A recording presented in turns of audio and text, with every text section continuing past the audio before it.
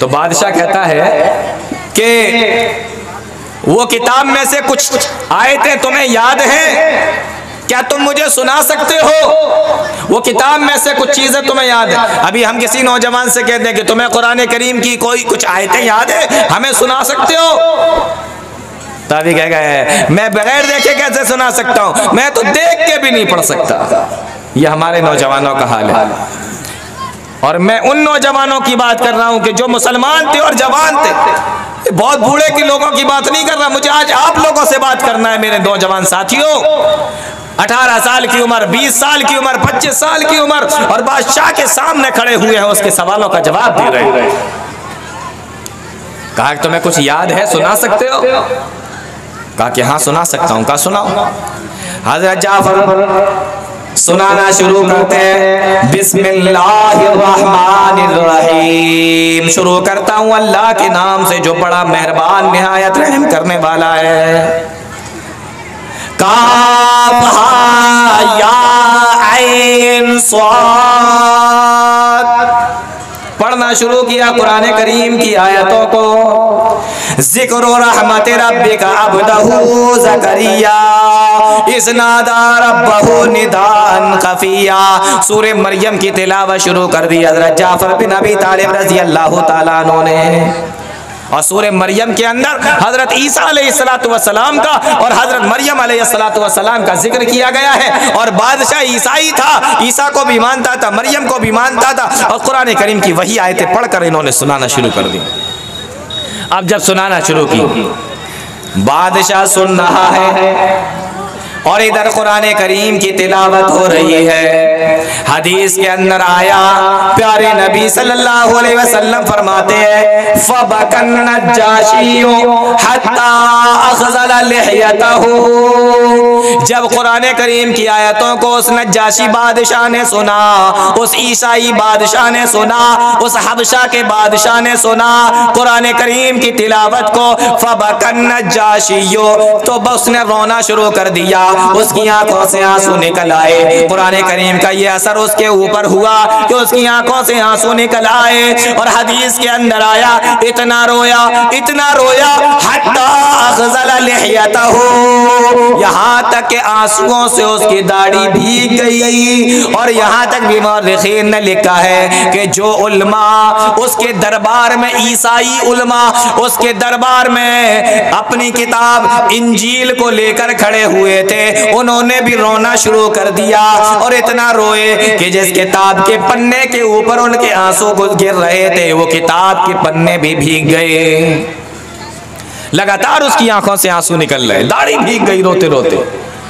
उसके बाद जमीन से एक तिनका उठाया, जमीन से एक तिनका उठाया और कहा अल्लाह की कसम, तुम जो कहते हो ईसा के बारे में, मूसा और मरियम के बारे में, तुमने जितना जो कुछ कहा है, ये तिनका जो तुम देख रहे हो, तुम्हारी बातों में और ईसा अलैहिस्सलाम और मरियम अलैहिस्सलाम के अंदर इस तिनके के बराबर भी फर्क नहीं है। और उसके बाद कहता है तुमने जो कुरान पढ़कर मुझे सुनाया है, ऐसा लगता है कि यह कुरान और मूसा पे नाजिल होने वाली किताब तौरात किसी एक ही ताक के निकली हुई रोशनी है। ऐसा लगता है किसी एक ही जगह से आई है। और जाहिर सी बात है कि तौरात भी आसमान से आई थी, कुरान भी आसमान से आया था। उसने कुरान को सुना, समझ गया ये दुनियावी किताब नहीं है, यह आसमानी किताब है जो हमें सुनाई जा रही है। उसके बाद में कहता है फवल्लाहि ला अबदा, अल्लाह की कसम, तुम ए मुशरिकीन मक्का, तुम सारे के सारे लौट जाओ, हम इन मुसलमानों को तुम्हारे हवाले नहीं करेंगे। मैं किसकी बातें बता रहा हूं आपको, बोलो किसके ताल्लुक से मैं आपको बता रहा हूं? नौजवानों के ताल्लुक से बता रहा हूं। इतनी बातें समझ में आ गई आप लोगों के? तो ये है जवानी। अल्लाह रब्बुल आलमीन को ऐसी जवानी पसंद है।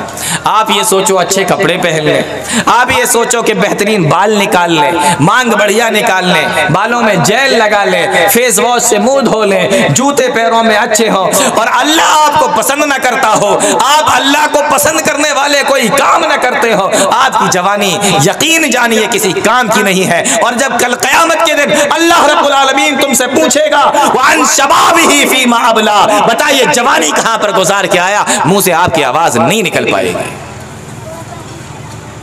जवानी को दीवानी ना बनाओ, जवानी को मस्तानी ना बनाओ मेरे भाई। मैं बताऊं जवानी को क्या बनाओ। ये देखिए मैंने आपको कई मिसालें दी हैं, कई मिसालें मैंने आपको दी, असहाबे कहफ की, हजरत जाफर बिन अबी तालिब की। हमारे यहाँ परेशानी जानते हो क्या है नौजवानों में? नौजवानों के अंदर परेशानी ये है कि हमें अपनी जिंदगी का मकसद नहीं पता। हम ये समझते हैं कि हमारी जिंदगी का कोई मकसद नहीं है, कोई मकसद नहीं, बस हम जवान हो गए, जैसे पहले बच्चे थे, फिर जवान हुए, फिर उसके बाद हम बूढ़े हो जाएंगे, फिर हम मर जाएंगे, यही जिंदगी है। तो हकीकत में जिंदगी तो यही है, लेकिन ये जिंदगी का मकसद नहीं है। अल्लाह ने तुम्हें, आपको, हमें या आपको ऐसे ही फालतू थोड़ी पैदा किया है, किसी मकसद की खातिर पैदा किया। अल्लाह का कोई काम फालतू होता है क्या? मुझे पहले ये बताओ, बोलो, अल्लाह का कोई काम फालतू हो सकता है? एक मुसलमान तो ये सोच भी नहीं सकता कि अल्लाह का कोई काम फालतू होगा, बेकार होगा, जी नहीं। तो जब अल्लाह का कोई काम फालतू नहीं, अल्लाह का कोई काम बेकार नहीं, तो उसने जो हमें जवानी अता की है, उसने जो हमें जिंदगी अता की है, तो ये फालतू में तो नहीं दे दी, बेकार में तो नहीं दे दी कि जाओ जियो और जैसे चाहो जियो और आ जाओ मेरे पास। नहीं, इसका एक मकसद है, वो मकसद समझ लो, आपकी जिंदगी सफल हो जाएगी। मकसद क्या है? अल्लाह रब्बुल आलमीन कुरान करीम के अंदर इरशाद फरमाता है, वमा खलक़तुल जिन्ना वल इंसा इल्ला लियअबुदून। हमने इंसानों को और जिन्नातों को अपनी इबादत के लिए पैदा किया है, यह है मकसद। और अगर आप ये समझते हैं अच्छे कपड़े पहनना, अच्छा खाना खाना, अच्छे से घर में जिंदगी गुजार लेना ये मकसद है, तो ये मकसद नहीं। क्यों? इसलिए कि आप सुबह उठे, आपने नाश्ता किया, काम पे चले गए, शाम को वापस आए, फिर आपने खाना खाया, फिर आप सो गए, सुबह फिर ऐसे ही आपने किया, तो बिल्कुल इसी तरीके से जिंदगी जानवर और कुत्ते भी गुजारते हैं। बोलो, मैं गलत तो नहीं कह रहा? वो भी सुबह उठता है, नाश्ते की तलाश में निकलता है, खा लेता है तो दिन भर टहलता रहता है, शाम को फिर खाना ढूंढता रहता है, और शाम को जब खा लेता है तो सो जाता है। यही बिल्कुल जिंदगी कुत्ते की है, यही जिंदगी आप गुजार रहे हो। मेरी बात गलत तो नहीं है? अगर आपकी जिंदगी ऐसे ही गुजर रही तो आप में और कुत्ते में कोई फर्क नहीं है। अल्लाह ने हमें इसलिए नहीं पैदा किया, अल्लाह ने हमें अपनी इबादत के लिए पैदा किया। हमने इस जिंदगी को सब कुछ समझ लिया, हम समझते हैं खाओ पियो कमाओ बस यही जिंदगी है, जी नहीं। अल्लाह फरमाता है, अल्लज़ी खलक़ल मौत वल हयात लियब्लुवकुम अय्युकुम अहसनु अमला। वही अल्लाह है जिसने तुमको पैदा किया, जिसने मौत और जिंदगी को पैदा किया। और किस लिए पैदा किया? फरमाया लियब्लुवकुम अय्युकुम अहसनु अमला, ताकि अल्लाह तुम्हें आजमा ले कि तुम में से कौन अच्छे अमल करके मेरे पास में आता है। अल्लाह ने क्यों बनाया? ताकि अल्लाह तुम्हें चेक कर ले। अल्लाह इम्तिहान ले रहा है, अल्लाह चेक कर रहा है, अल्लाह आजमा रहा है, ताकि वो तुम्हें आजमा ले। लियब्लुवकुम अय्युकुम अहसनु अमला, कि दुनिया से जब तुम मेरे पास वापस आओगे तो तुम में से कौन अच्छे अमल करके आएगा। हमने ये जिंदगी तुम्हें इसलिए दी। तो हमारी जो पूरी कोशिश होना चाहिए वो इस पर होना चाहिए कि हम में से कौन कितना नेक बन जाए, हम में से कौन कितना अल्लाह का इबादत गुजार बन जाए, हम में से कौन अल्लाह का कितनी इबादत करने वाला बन जाए। हमारी कोशिश तो इसमें होना चाहिए। और लेकिन हमारी कोशिश हो किस पे रही है? हमारी कोशिश ये हो रही है कि हम तुमसे ज्यादा पैसे वाले बन जाएं, हम तुमसे ज्यादा ताकतवर बन जाएं, हम तुमसे ज्यादा खूबसूरत बन जाएं, हम तुमसे ज्यादा स्मार्ट बन जाएं, हम तुमसे ज्यादा बॉडी बिल्डर बन जाएं। हमारी सारी कोशिश उस पे हो रही है। हमारे कपड़े तुमसे अच्छे हो, हमारे जूते तुमसे अच्छे हो, हमारी गाड़ी तुमसे अच्छी हो, हमारी सारी कोशिश इस पर हो रही है। जो बताया उस पर नहीं हो रही, जिससे मना किया हमारी कोशिश उस पर हो रही है। अच्छा दोस्तों, मैं एक बात पूछूं आपसे। मैंने अभी तक जितनी बातें बोली हैं, कोई एक भी बात ऐसी तो नहीं बोली कि आप कहो कि ये बात तो आप फालतू बोल रहे हैं, ऐसा नहीं होता। बोलो,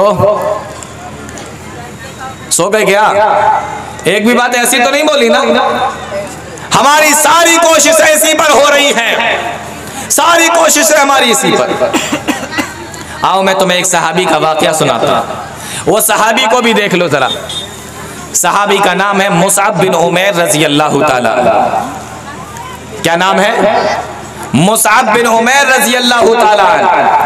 मशहूर सहाबी हैं। यह अलग बात है कि हमारे कितने नौजवान ऐसे हैं जिन्होंने पहली बार ये नाम सुना होगा, लेकिन है बहुत मशहूर सहाबी। और इनकी खासियत बता दूं आप लोगों को, आपकी आंखें फटी की फटी रह जाएंगी अगर मैं इनकी खुसूसियत बता दूं, इनकी फजीलत बता दूं। हजरत मुसअब बिन उमैर रज़ी अल्लाह ताला नौजवान है, मालदार है और खूबसूरत भी है। फिर से सुनो, नौजवान है, मालदार है और खूबसूरत भी है। और हमारे नौजवानों को क्या चाहिए? पैसा आ जाए, बदन में ताकत बनी रहे, खूबसूरत दिखते रहे, यही तो चाहते हैं नौजवान। इनके पास में तीनों चीजें थी। इतने मालदार थे, इतने मालदार थे कि हम अगर कोई कपड़ा लेकर आते हैं और अब वो कपड़ा अगर हमें पसंद ना आए, फिर भी हम 6 महीने से पहले उस कपड़े को नहीं हटाते। कोई 1 साल तक वो कपड़ा पहनता है, कोई 2 साल तक कपड़े पहनता है, उसके बाद में वो अपना शर्ट, अपनी पैंट, अपना कुर्ता पजामा फिर वो हटा देता है, किसी दूसरे को दे देता है या फट जाती है। लेकिन ये इतने मालदार थे, जो कपड़ा एक मर्तबा पहन लिया करते थे, फिर सारी जिंदगी दोबारा उसको अपने बदन पर नहीं पहना करते थे। समझ में आ रहा है? कितने मालदार थे? एक कपड़ा जो एक मर्तबा पहन लिया, सारी जिंदगी दोबारा उस कपड़े को नहीं पहनते थे, सदका कर देते थे, खैरात कर देते थे, गरीबों को दे देते थे, दोबारा नहीं पहनते थे। इतने मालदार, अल्लाह अकबर, आप सोच भी नहीं सकते। मैं ये समझता हूं कि आपकी बस्ती में नहीं, आपके पूरे इलाके में भी कोई इतना अमीर नहीं निकलेगा और इतना ऐसा कोई नौजवान नहीं निकलेगा जो एक मर्तबा एक कपड़ा पहने फिर दे दे किसी दूसरे को। सोचो कितने मालदार होंगे। साहबा बयान फरमाते हैं, जब ये किसी गली से मक्का की निकल के जाया करते थे और उसके बाद में जब कोई दूसरा आदमी उस गली से निकलता था तो वो समझ जाया करता था कि इस गली से मुसअब बिन उमैर निकल कर गए हैं, इसलिए समझ जाता था कि मक्का के अंदर उनसे ज्यादा कीमती कोई खुशबू लगाता ही नहीं था। जितनी कीमती खुशबू वो लगाया करते थे, इतनी कीमती खुशबू कोई अपने बदन में नहीं लगाता था। तो खुशबू सूंघ कर समझ जाया करते थे कि यहाँ से मुसअब बिन उमैर ही गुजरे होंगे, इतनी कीमती खुशबू तो सिर्फ वही लगाते हैं। बात समझ में आ रही है? इतने मालदार थे, ठीक है ना? और खूबसूरत कितने थे? इतने खूबसूरत थे, हदीसों के अंदर आता है अल्लाह के नबी सल्लल्लाहु अलैहि वसल्लम से इनका चेहरा मिलता था।